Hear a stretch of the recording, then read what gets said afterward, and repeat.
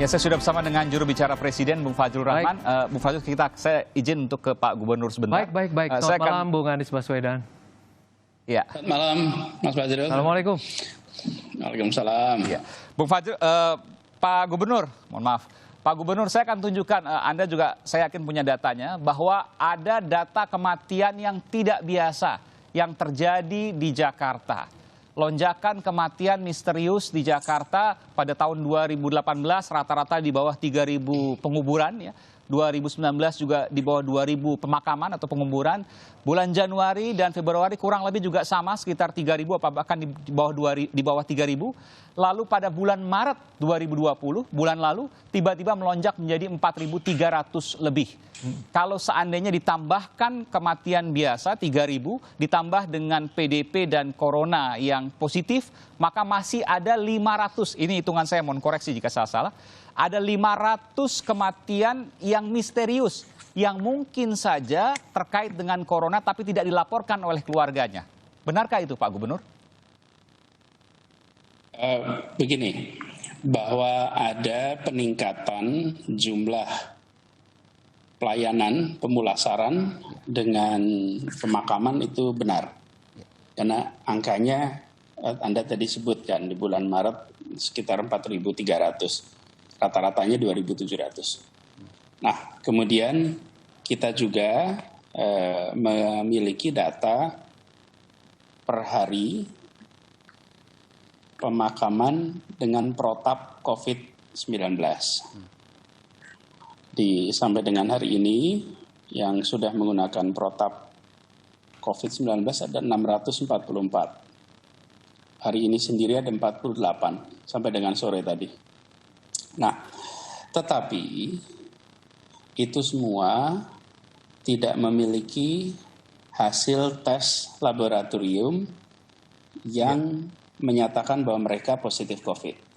Ada sebagian yang sudah dites, ada yang tidak. Tetapi Pemprov DKI mendapatkan permintaan dari rumah sakit, diminta untuk datang membawa peti, dan rumah sakit memberikan informasi penyakit menular tanpa ada konfirmasi apa, karena mereka tidak punya hasil tesnya. Kemudian kita, petugas kita kemudian memakamkan dengan mengikuti protap COVID. Jadi saat ini kita belum bisa mengatakan dengan sahih, tetapi bahwa rumah sakit meminta kita untuk memakamkan dan seluruh prosesnya mengikuti prosedur COVID-19 itu adalah fakta. Bahwa ada potensi ke arah sana. Ya, nanti di kemudian hari kita akan mengetahui. Kalau saat ini yang kita tahu adalah rumah sakit kontak kepada kami, lalu kami kirim mobil jenazah, kami kirim petugas dengan membawa peti, lalu pemulasarannya dengan protap COVID, dimakamkannya 4 jam sesudah meninggal, tidak ada keluarga yang ikut, seluruh petugas menggunakan APD. Jadi pemakaman itu ada yang dini hari, ada yang ya tergantung pemanggilannya jam berapa. Tapi ini artinya pada fase ini secara medis rumah sakit belum memberikan informasi, atau paling tidak begini, yang sudah dites diketahui, tapi yang belum dites ya tidak diketahui. Tapi rumah sakit memutuskan bahwa ini harus mengikuti protap COVID-19. Kita akan munculkan lagi nanti grafiknya. Ini kemudian yang Anda katakan bahwa Jakarta, yang Anda katakan kepada Pak Wapres, Pak Kiai Ma'ruf Amin, bahwa Jakarta tingkat kematiannya ada potensi ya, yang sudah terjadi saat ini di atas 10%, dan itu sangat tinggi sekali, sehingga perlu ditangani secara cepat. Betul. Dengan angka yang setinggi itu angka setinggi itu adalah laporan dari Kementerian Kesehatan ya. Jadi itu laporan Kementerian Kesehatan yang menunjukkan bahwa angka kematian di Jakarta itu cukup tinggi. Jadi kalau kita perhatikan hari ini pun laporan dari kementerian yang menyangkut dengan COVID, ini sambil saya buka datanya, di Jakarta itu ada kasusnya 1.232 Iya. dengan 99 kasus yang dinyatakan meninggal. Oke, dan kecepatan itu saya harus tanyakan ke Bung Fajrul, tidak disambut oleh pemerintah pusat. 2 kali mengirimkan surat permohonan PSBB, namun belum disetujui sampai saat ini, belum ditantangani oleh Menteri Kesehatan. Apa yang terjadi sebenarnya, Bung Fajrul? Saya ingin menjawab yang pertama dulu. Saya setuju dengan Bung Anies Baswedan bahwa kita mesti berhati-hati dalam melihat angka ataupun juga cara... Kita akan tampilkan datanya, grafik tadi, kematian di Jakarta. Betul, ataupun juga cara pemulasaraannya seperti itu. Jadi memang kalau kami, pemerintah tentu berpegang pada apa yang sudah disampaikan oleh dari pihak gugus tugas penanganan COVID-19 Pak Letjen Doni Monardo, dan juga apa yang sudah disampaikan setiap hari oleh Pak Ahmad Yuryanto sebagai jubir pemerintah untuk bidang COVID. Jadi kita pegang aja kata-kata yang disampaikan oleh Bung Anies Baswedan. Kita memang harus berhati-hati dalam melihat angka, dan kehati-hatian itu juga yang dikerjakan ketika melakukan pemulasaraan. Soal kecepatan, Bung Fajrul, beberapa kali kemudian disampaikan permohonan sebelum karantina wilayah, bahkan PSBB ini, pembatasan sosial berskala besar, 2 kali gubernur telah mengirimkan ke pemerintah pusat, dan sampai hari ini tadi saya konfirmasi, yang kami tahu DKI belum menerapkan PSBB karena terganjal di Menteri Kesehatan. Yang kami tahu, yang pertama Bung Anies Baswedan, maaf kalau saya keliru, mengajukan soal karantina wilayah kepada pemerintah pusat. Itu pertengahan Maret lalu? Itu yang kemudian pemerintah pusat lalu kemudian menerbitkan sesuai dengan kekarantinaan wilayah. Jadi urutannya itu adalah Undang-Undang Kekarantinaan Wilayah, Undang-Undang nomor 6, Undang-Undang Kekarantinaan Kesehatan, Undang-Undang nomor 6 tahun 2018, lalu kemudian pemerintah pada tanggal 31 Maret itu mengeluarkan peraturan pemerintah tentang kedaruratan kesehatan masyarakat. Dari sana pilihannya kan ada 4, karantina rumah sakit, karantina wilayah, dan PSBB. Rejim karantina itu prinsipnya adalah pelarangan pergerakan orang dan barang, sementara rejim pembatasan sosial itu adalah pembatasan pergerakan orang dan barang, dan Presiden Joko Widodo mengambil pilihan pergerakan sosial, pembatasan sosial berskala besar. Lalu kemudian angkanya, lalu kemudian diturunkan lagi dengan keputusan Menteri Kesehatan dan peraturan Menteri Kesehatan itu soal nomor 6. Tapi PSBB itu sudah dikirimkan oleh gubernur kepada Menteri Kesehatan. PSBB. Tapi keputusan menterinya baru ditandatangani kan sesudah pengiriman itu. Jadi proses yang sedang berlangsung ini sesuai dengan jangka waktu. Di sana disebutkan 2 hari. Insya Allah ini sudah selesai apa yang diajukan oleh Bung Anies Baswedan. Karena yang diajukan oleh Bung Anies itu sebelum keputusan menteri itu keluar. Oke, Pak Gubernur, Bung Anies, bisa Anda sampaikan apa yang kemudian saya tidak keliru mengenai apa yang disampaikan oleh Bung Fajrul? Kenapa Bung Aiman? Iya, apa yang disampaikan oleh Bung Fajrul bahwa memang ada prosedur yang harus dilakukan, ada 2 hari setelah Permenkes itu keluar, sehingga baru kemudian bisa setelah pengajuan. Jadi Permenkes itu kan keluar sesudah Bung Anies mengajukan PSBB.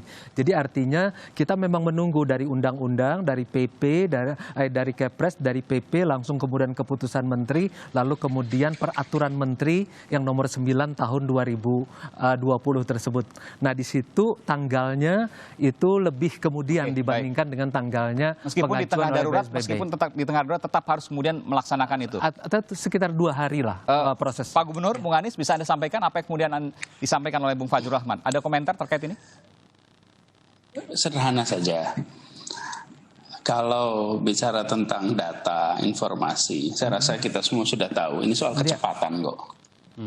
Jadi ketika hari ini kami menerima suratnya, diminta untuk melengkapi dengan peningkatan jumlah kasus menurut waktu. Padahal jumlah kasus itu ya bukan kami yang menentukan. Betul. Ini adalah penentuan dari hasil labnya Kementerian Kesehatan. Jadi kami nanti mengutip laporan Kementerian Kesehatan untuk itu. Penyebaran kasusnya, kemudian kejadian transmisi lokal. Jadi maksud kami adalah begini kira-kira. Kita perlu bergerak cepat. Kita bahkan begitu keluar PP-nya, kemudian kita mengirimkan surat dan ini data-data itu semua kami kirimkan dalam surat kemarin. Iya. Tapi ya sudah, kalau kami diminta melengkapi, ya kami lengkapi. Nggak ada masalah. Insya Allah segera kami kirim lagi. Tapi kesan saya ini adalah situasi di mana rakyat kita perlu perlindungan. Dan kita yang bergerak atas nama penyelenggara negara memiliki kewajiban konstitusional untuk melindungi setiap anak bangsa. Dan begitu kita bicara melindungi, maka dengan persoalan virus seperti ini, kecepatan menjadi kunci. Dan ini harus ditindak dengan cepat. Itu sebabnya kita merasa hal-hal seperti ini, ya kita akan lengkapi tentu, karena mengikuti prosedur. Ini menjadi bahan bagi kita semualah untuk refleksi. Ya. Bahwa bagaimana dalam situasi yang perlu bergerak cepat, kita diharuskan untuk mengikuti prosedur seakan dalam kondisi normal. Kalau ini ketentuannya, kita ikuti. Ya, Pak Gubernur, Bung Anies, saya ingin Anda menyampaikan informasi kepada publik. Apa yang menjadi efek ketika PSBB ini belum diterapkan secara resmi di sebuah daerah, contohnya di Jakarta? Sebagai contoh, di dalam Undang-Undang Kekarantinaan itu, karantinaan kesehatan nomor 6 2018, di situ juga sudah ditentukan apa itu PSBB. Nah, yang di Jakarta lakukan selama ini merujuk ke sana, tapi bentuknya himbauan. Himbauan kecuali tempat-tempat yang dalam kendali kami. Contoh, sekolah. Sekolah itu kan memang dalam kendali pemerintah. Karena itu kita bisa memindahkan proses belajar dari sekolah ke rumah. Kemudian yang kedua, terkait dengan rumah ibadah. Rumah ibadah kita lakukan himbauan sifatnya. Tidak punya kekuatan mengikat. Kemudian perkumpulan-perkumpulan di masyarakat, himbauan sifatnya. Jadi semuanya serba himbauan. Nah, ini sudah kita lakukan masuk minggu ketiga. Nah, ini sudah berjalan 3 minggu, tetapi angka penyebaran COVID belum turun. Artinya, pergerakan di masyarakat masih ada, proses penularan masih berlangsung, dan itu terbukti dari data yang masih terus meningkat. Artinya, harus ada langkah di mana himbauan itu menjadi ketentuan, sehingga bisa dilakukan penegakan atas aturan. Nah, kemudian kita digaris bawahi bahwa lakukanlah menggunakan pembatasan sosial berskala besar. Baik, kalau begitu segera dikeluarkan sebelum yang tertular makin banyak, yang parah makin banyak, bahkan yang fatal makin banyak. Tapi ketika sudah sampai ke situ pun masih ada proses lagi. Jadi kita ini yang seharusnya bisa bergerak cepat, sekarang justru bergeraknya mengikuti langgam yang seakan-akan kita tidak dalam situasi yang genting. Bagi saya, kalau setiap hari kasusnya melonjak, setiap hari orang yang meninggal tambah, ini meninggal itu anak bangsa, warga Jakarta. Kita bertanggung jawab untuk melindungi, kita bertanggung jawab untuk mencegah. Lebih cepat mencegah, lebih baik. Nah, itu prinsip yang kami pegang selama ini. Nah, kita berharap kecepatan ini sama di kementerian. Tapi kita diharuskan mengerjakan ini, ya kita kerjakan aja. Untuk klarifikasi Nanti saya berikan kesempatan ke Bung Fajrul. Saya ingin menambahkan sedikit terkait dengan kecepatan tadi Anda katakan. Anda dinilai cepat untuk kemudian membuka data. Meskipun belakangan kritikan juga datang. Bahwa Jakarta yang membuka satu-satunya daerah yang membuka data detil terkait dengan data-data penyebaran, data-data jumlah positif corona, diperiksa dan lain sebagainya lewat corona.jakarta.go.id. Tapi itu dianggap kemudian membuat panik. Apa yang bisa Anda sampaikan, Pak Gubernur? Begini, nomor 1, coronavirus ini atau COVID ini bukan penyakit aib. Ini sama sekali bukan aib. Justru kita harus mengetahui siapa yang kena, di mana, supaya bisa menyelamatkan keluarganya, tetangganya. Karena ketika mereka tahunya terlambat, ya itu yang kita banyak temui di rumah sakit. Banyak orang yang tidak ada gejalanya. Terus tahu-tahu mendadak sesak napas, mendadak sulit bernafas, mendadak. Nah, yang sifatnya mendadak begini, tertanganinya jadi lambat. Oke. Jika kita mengetahui di mana yang sakit, siapa yang terkena, lalu keluarganya bisa langsung dites, keluarganya bisa langsung karantina pribadi sendiri mandiri, lalu tetangganya yang ada interaksi bisa dites, koleganya bisa dites. Inilah cara bekerja lebih cepat daripada penyebaran virusnya. Ketika kita mendeteksi siapa, langsung ditutup di situ. Langsung datangi, tes keluarganya, tes tetangganya, tes koleganya. Kejadian lagi datangi. Nah, kita harus bergerak secepat itu. Tapi kalau tesnya tidak keluar, setelah keluar kemudian tidak diumumkan, tidak diketahui, tidak diumumkan itu maksudnya diumumkan pada yang bersangkutan, pada keluarganya, bukan diumumkan namanya kepada publik ya. Betul. Karena itu menyangkut kerahasiaan medis. Tapi ini untuk langkah pencegahan supaya bekerja dengan cepat. Jadi kita harus belajar dari tempat-tempat yang sudah bisa menangani ini dengan lebih baik. Sehingga kita tidak melakukan reinventing the wheel. Mencoba-coba lagi untuk sesuatu yang kita sudah saksikan. Mana kasus yang bisa mengendalikan dengan baik, mana yang tidak terkendali. Dan salah satu yang terkendali dengan baik adalah justru dengan mengetahui di mana kasus positif, langsung keluarga, kolega, tetangga tahu, periksa, isolasi. Dan jadi itu dasarnya baik. Mengapa justru harus ada keterbukaan. Dan kami di Jakarta prinsipnya 3 dari awal. Satu, transparan. Yang kedua, faktual. Yang ketiga, urgency. 3 itu yang kita pegang dari awal. Oke, Bu Fajrul. Saya pikir tidak ada perbedaan sikap prinsip ya antara pemerintah pusat dengan Pak Anies Baswedan. Artinya kecepatannya kita malah pengen lebih cepat lagi. Misalnya pemerintah pusat ketika Bung Anies belum misalnya bekerja untuk DKI, kami sudah menyelamatkan dari sejak bulan Januari, yaitu 238 warga Indonesia yang di Hubei dan 93 orang yang di karantina, di lockdown di Wuhan. Jadi kita sudah lakukan itu, kemudian penyelamatan 188 di World Dream, penyelamatan 69 orang yang di Yokohama. Jadi kita sudah bekerja dengan sangat cepat, lalu kemudian muncul, dan periode pertama itu ditutup dengan kenanya Pak Menhub, Pak Budi Harimadi terkena positif virus COVID-19. Itu periode pertama tuh. Kita bekerja dengan sangat keras, bahkan Pak Terawan itu berkantor 14 hari di Natuna untuk menunggu teman-teman yang sedang melakukan transit observasi di Natuna. Nah, ini yang tahap kedua pemerintah sebenarnya sama cepatnya. Karena pemerintah ini kan ingin menunjukkan harus ada yang namanya organizational leadership.